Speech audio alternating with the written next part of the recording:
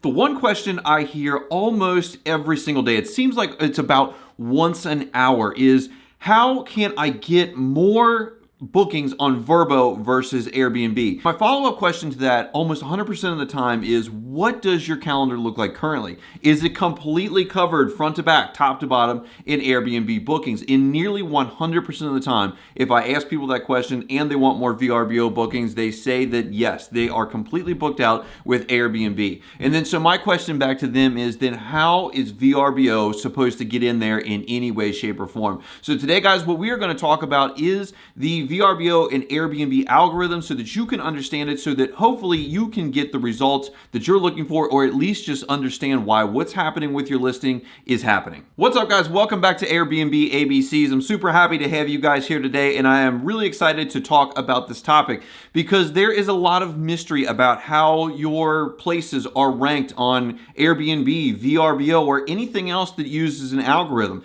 The biggest thing that you need to know about these different platforms and about really any computer algorithm is that they are not predisposed to like somebody's property. They're not looking at yours and saying, ooh, I don't like that place, we're not going to push it, we're going to push that one way down the stack. All these things are gigantic computer programs that have been programmed by people, so they're not perfect, but they're just gigantic computer programs, and they work on a takes numbers to get numbers basis. If that doesn't make any sense to you, it's that you have to have something in order for that program to give something back, and that's kind of a weird thing to wrap your head around, but I have been in the business now of being involved in algorithms for several years, and I've probably put way more time into learning about algorithms, what they do, how they work, at least from a top-down level, from a 30,000-foot view. I'm not a software engineer. I am not privy to the back side of Airbnb, VRBO, or YouTube, and those are the three algorithms that I am use the most, that I'm most familiar with. And when you look at, for example, YouTube, for one, like you're watching right now, they actually do give you a bunch of the background information. So when I'm talking about this stuff with VRBO and Airbnb, I'm going to be referencing YouTube a lot because it's going to do a lot of the same things as far as the takes numbers to get numbers game. And that's why I ask you guys to subscribe down below, to like this video, because all of those things contribute to making this video move farther to the top of your feed, to get more views, and then hopefully get more of those. The exact same thing happens with your VRBO and your Airbnb listing. So when you are looking at this need to get numbers, to get more numbers game, there are a whole lot of important numbers that these look at, and there are probably far more than I am even going to be able to tell you guys about, because in a lot of cases I am just guessing about what these things are, but there are some that are fairly well known. The two most important numbers by far are going to be your click-through rates and your views. If my thumbnail for my video comes across in the title and it's shown to you, there is a percentage of folks that are going to click on that and watch the video. That same thing happens in VRBO and Airbnb. As people are scrolling through all of the listings, the hundreds or thousands of listings that come up, they are going to know how many that they showed you, and they are going to know how many were clicked on to get your click-through rate. Now, the more times that people stop on your listing, they stop on your photograph, and this is why having that awesome cover photo that grabs the attention, that wow factor, is incredibly important, because when they stop on that and they click, that is going to be a huge signal to the algorithm that of whatever platform that is being viewed on it right now, that your place is desirable enough that they are going to stop and click. And then the overall views, and that goes along with the click-through ratio. The total amount of views that a property is getting is going to be a major thing, because again, that is how many people are coming there, clicking and looking around. There are multiple other data points that I would assume VRBO and Airbnb use. There are some of these that I assume that they use, and there's some that are definitely factors. Some of the ones that are definitely factors are going to be your reviews. The number of reviews that you have, the overall star rating, with the higher being better. Those are going to be listings that are going to be more popular in the algorithm. Wish list additions, when people find your place, they click on it, and then they say, this is a really nice place, I'm going to put it on my wish list. That is a number that is going to go into your composite number and is going to push your listing farther up that algorithm. Convert views to bookings. That is a huge signal that your place is desirable, that not only are people clicking on it because your photo, they're viewing it, they're staying there, and they are booking it. That, is a big signal that people want to stay in your place. Price and nightly stay those are pretty obvious things in any transaction of any type. Price sells, and it may be that you have to undercut the rest of the competition because maybe you don't have a top tier place, or you do have a top tier place and you can sell for a top tier amount. But if you have equal places, if they are 100% equal, that one with the lower price is probably going to get pushed harder because it is more likely to convert to a sale. And then VRBO can take their cut, Airbnb can take their cut, or if we're talking about YouTube, they get their advertising dollars out of that. Minimum nightly stay is also going to help out quite a bit. The lower the minimum stay, the more that you are going to be able to appeal to folks in more searches as far as stays. And more people show up you show up in more people's searches, the bigger that number is going to be that you are getting that return, and the higher it is going to be in that algorithm. So basically, anytime that you are getting some sort of interaction with your listing in a positive way, you are going to move up in that algorithm. Another thing to look at is duration. Now, there's been some talk about this, about view duration. In YouTube, it's a very easy thing to find just how long it is before you clicked off of this video, you got bored or whatever. There is some thought that the longer that you stay on a VRBO or Airbnb listing, that there may be some metric that goes along with that. And there probably is, because it's very easy to track any of these things with software. And so if you have a good copy in there, you have good, and by copy I mean your description, your photographs are good, people want to click through it, they want to read, and then once you get 20, 30, 40 reviews, people are reading through your reviews, they're staying on your listing longer, and that is all going to help you get those numbers in order to get more numbers in the future. So even though these individual algorithms don't really care about your listing in particular, they only care about the numbers associated with your listing, these algorithms can be manipulated by the people that set them up as far as having preference to certain things, and that can change over time. They can change parameters that makes, maybe minimum night stays. Maybe the price is now going to be the most important thing. Maybe if you have a cleaning fee or not. I still have a cleaning fee on all of mine, but I've even kicked around the idea of maybe not having a cleaning fee and just integrating that into my pricing.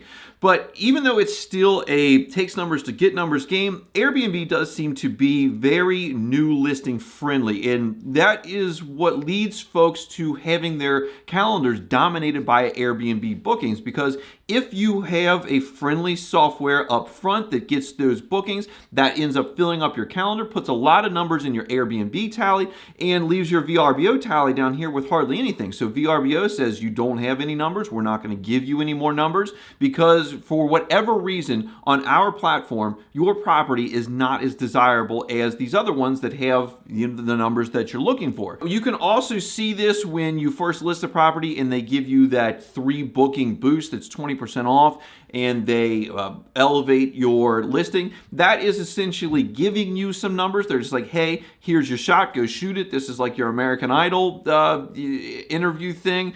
If you do well, we can get you even more numbers, and then depending on which one strikes first, Airbnb or VRBO, oftentimes that ends up dominating your calendar. I've seen it both ways. Most of mine started off dominated by Airbnb, but I have a friend of mine who put a brand new listing up. He was a brand new host, he had no numbers before, and has consistently gotten VRBO bookings almost exclusively from the beginning. So knowing all these things about it being a takes numbers to make numbers game, if you are looking for more bookings on a particular platform, and where I hear this probably 99% of the time is they have a ton of Airbnb bookings, they want VRBO bookings. That's the pretty much the way it goes.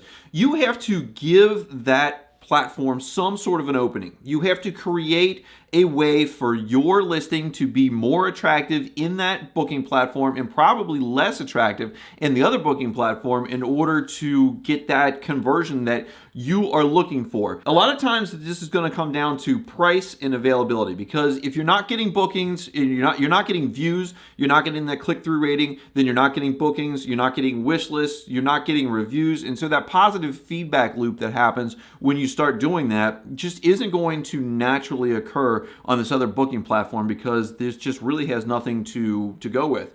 The one thing that you can do is you can lower your prices on one listing, or you can raise prices on the other listings. So for example, if you have a VRBO and an Airbnb listing, you can go in your pricing management software and say that you want your VRBO listing to be priced 10% less than your Airbnb listing. Or if you don't want to give up that revenue, you make your Airbnb listing less attractive by pricing it 10% higher. You can try to reduce the minimum stays on one or the other. That's kind of hard to do with the way that these property management softwares integrate both properties. But a 2-night minimum stay is probably going to book more often than a 4-night minimum stay, and so that could move some of those numbers into the other platforms category. Or, and this is kind of a nuclear option, you can pause that other listing completely. So if you're looking for VRBO listing bookings, you pause that Airbnb listing. That means that nobody can see it. They can't make bookings. They can't do anything. And I don't really recommend this, but if you are dead set on getting more VRBO bookings and it's just something that you have to have, eliminating the competition from Airbnb, eliminating their ability to continue to generate numbers for that algorithm is going to allow VRBO a huge opening for them to start generating numbers with views, click-throughs, bookings, wish lists, etc. The last thing that you can do with VRBO is if you are a premier host, you can use boost points, you can use power-ups. There's I'll put a video up here about the ways that I use the power-ups feature, but essentially what that is just rewards basically from getting bookings and completing bookings in VRBO. So you sort of also already needed to have some activity, but that essentially just gives you extra numbers that you can cram into that algorithm that will favor your place and hopefully get you the bookings that you're looking for. I'm hoping that that gives you some sort of insight on how these work behind the scenes. They don't necessarily like or dislike any property. They just work on ones and zeros, and who has the most ticks in the column gets pushed highest up to, at the top of the search list, at the top of the browse page or whatever.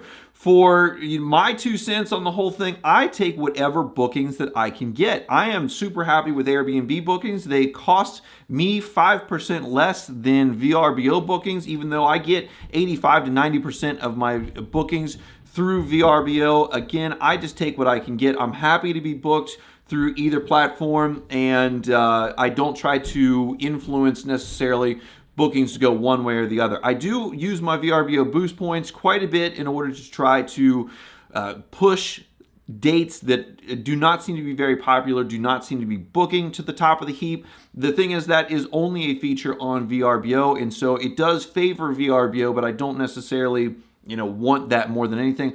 More than anything, I just want those days to be booked so that I can make the revenue on these properties like I have intended to and like I talk about on this channel. So guys, click on these links that are right here, right now. They're going to tell you all about the properties that we own. They're going to tell you about how to get more bookings on VRBO. I've done several videos on this. It's a very, very popular topic. It says how we manage places from a distance and just all the trials and tribulations of running an Airbnb VRBO short-term rental business. I appreciate you guys watching. If you haven't yet, subscribe down below, hit that like button to help this video out in the YouTube algorithm, and I'll see you in the next one.